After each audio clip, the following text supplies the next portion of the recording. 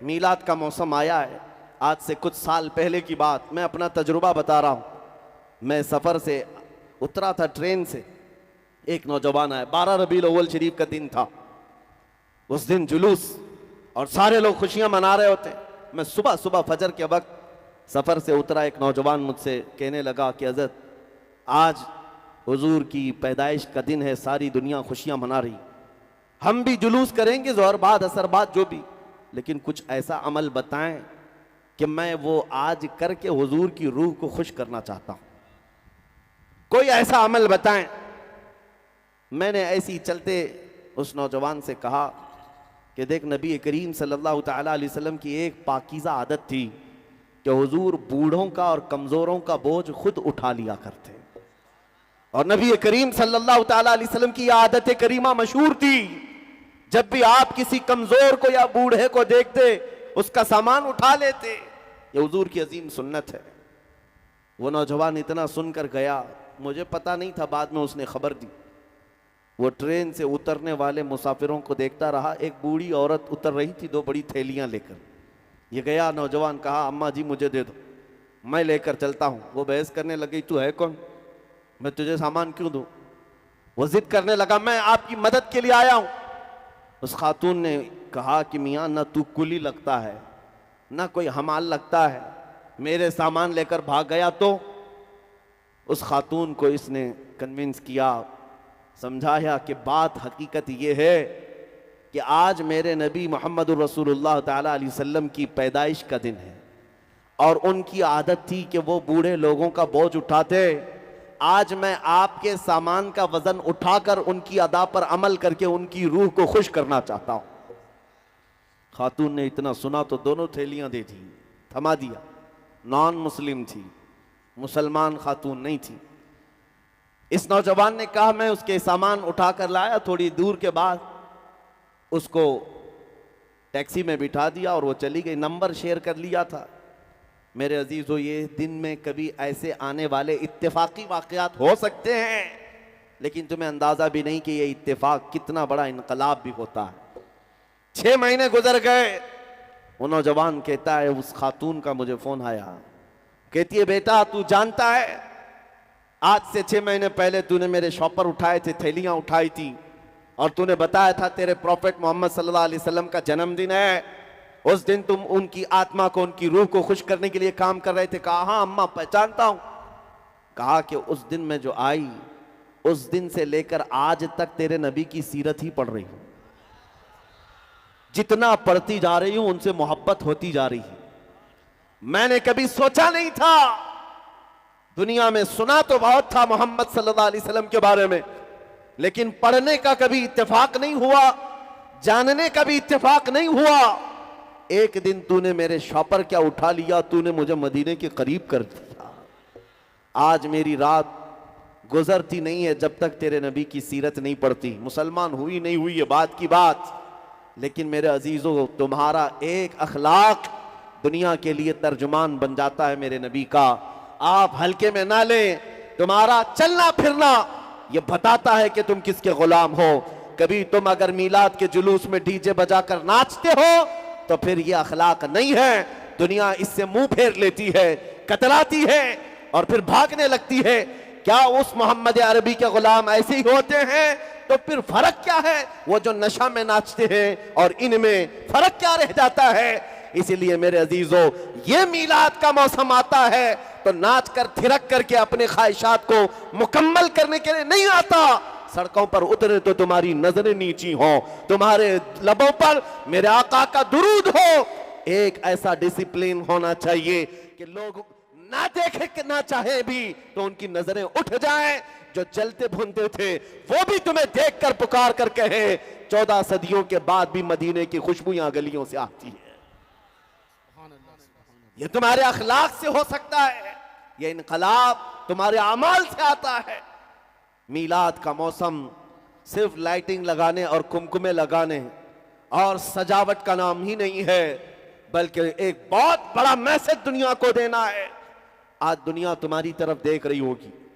जुलूस पाक में पूरी दुनिया देखती है कि ये सड़कों पर आएंगे, लेकिन तुम्हें यह बताना होगा तुम अपने नबी से कितनी मोहब्बत करते हो, कितनी मोहब्बत करते हो। मोहब्बत अपने नफ्स से नहीं, अपनी जात से नहीं, हुजूर पाक सल्लल्लाहु ताला अलैहि वसल्लम के लिए। और चैलेंज के साथ मैं कहता हूं पूरी दुनिया में कोई कौम ऐसी ला करके मुझे बता दो जो अपने लीडर, अपने नेता या अपने गॉड के लिए, अपने भगवान के लिए ऐसी मोहब्बत करती हो, हरगिज नहीं ला सकोगे। सिर्फ दुनिया में तन्हा ये मुसलमान कौम है, उसमें भी अहले सुन्नत व जमात, आशिकाने मुस्तफा की जमात है, जो न कभी अपनी गर्दन की परवाह करती है, न अपने मालो मता की परवाह करती है। जब नाम मुस्तफा की बात आती है, न उन्हें दिन का पता होता है, न रात का पता होता है। वो बाहर निकल करके कहते हैं, जो जान मांगो तो जान दे दे, जो माल मांगो तो माल दे दे, मगर यह हमसे कभी ना होगा नबी का जाहो जलाल दे दे।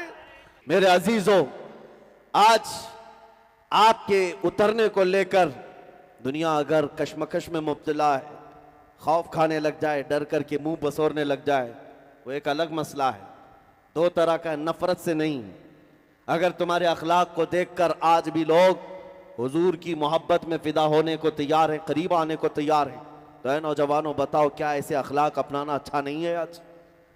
आज भी तुम अगर बॉलीवुड और हॉलीवुड के थिरकने वाले, मुजरा करने वाले उन गुंडों के पीछे भागना चाहते हो, जिनका अंजाम सिवाय जहन्नम के क्या है, जिन्होंने पूरी दुनिया को इस गलाजत के ढेर पर लाकर रख छोड़ा है, जहां अखलाक और हया नाम की कोई चीज नहीं रह गई, और हमारा नौजवान उनके पीछे भागता है, मैं इसका फैन, मैं उसका फैन। नहीं मेरे अजीजों, ऐ सुन्नियों, तुम इन दुनिया के कुत्तों के लिए नहीं पैदा किए गए। तुम्हारा और हमारा इस दुनिया में आने का मकसद एक ही है, जिंदगी ये नहीं किसी की किसी के लिए, जिंदगी है नबी की, नबी के लिए।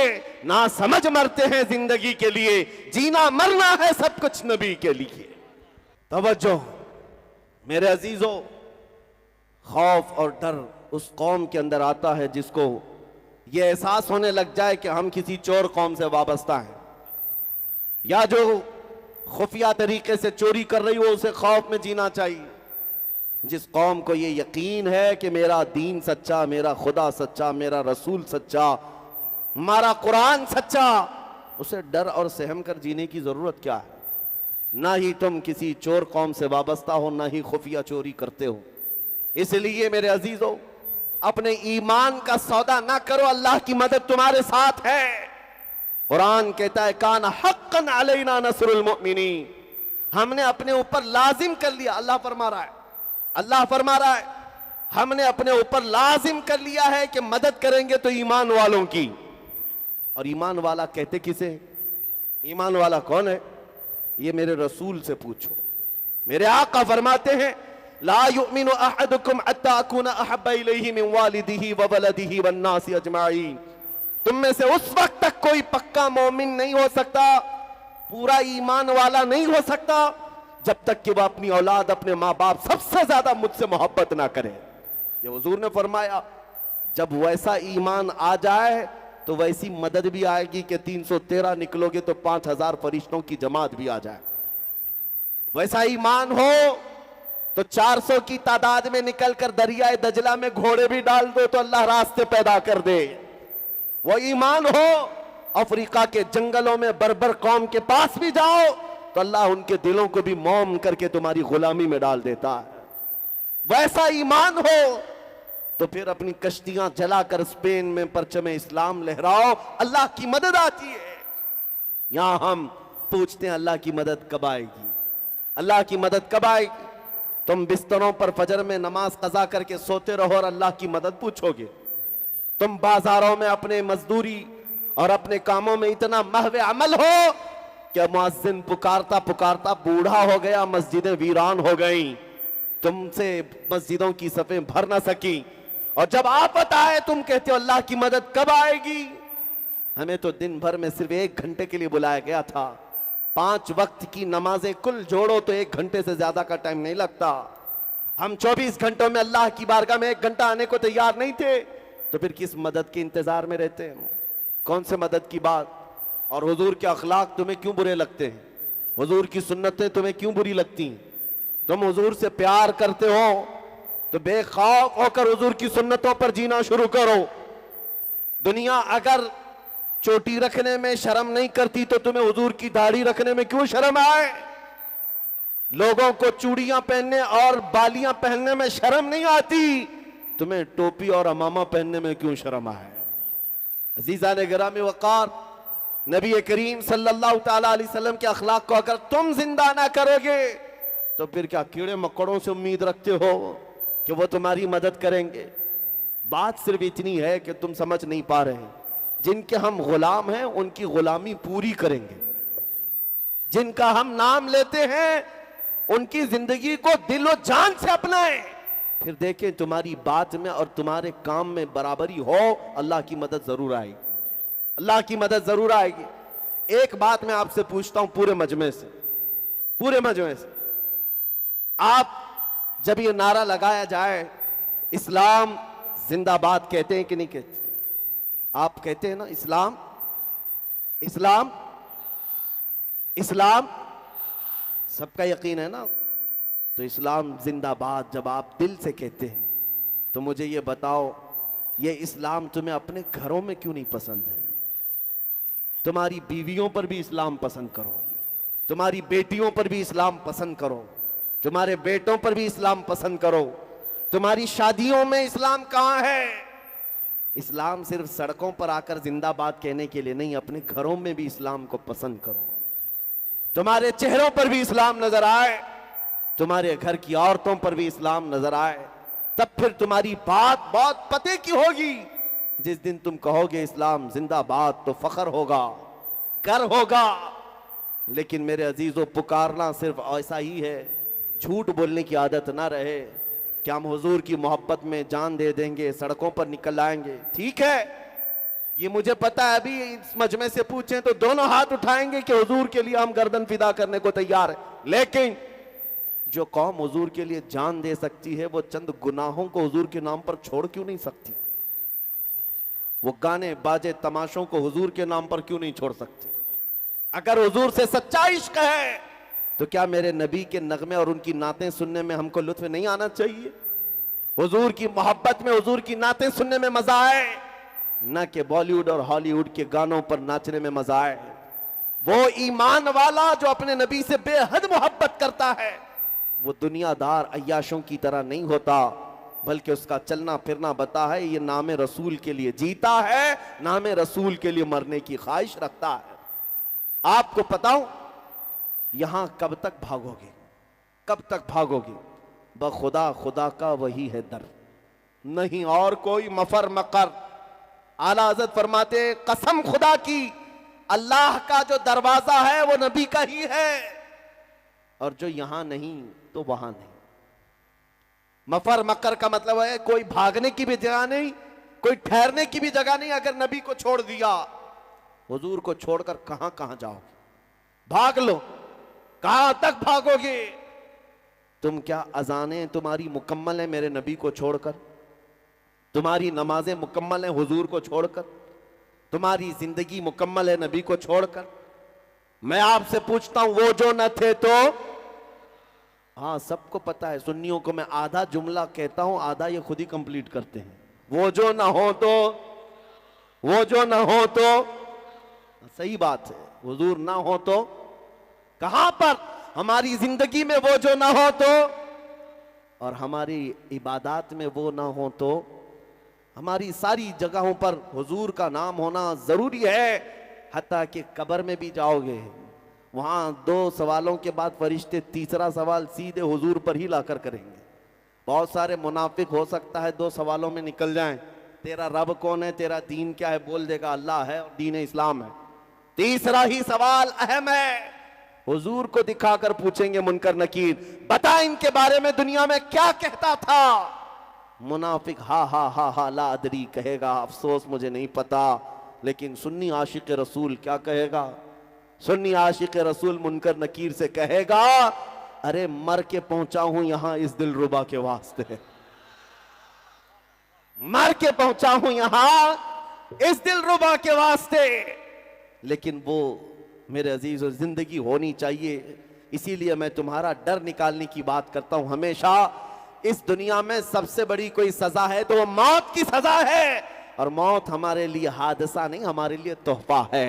हादसा उसके लिए है जिसको डर है मरने के बाद जलना है, जलना है, जलना है, और तोहफा उसके लिए है जो ये सोचता है इधर आंखें बंद होंगी उधर दीदारे मुस्तफा होगा,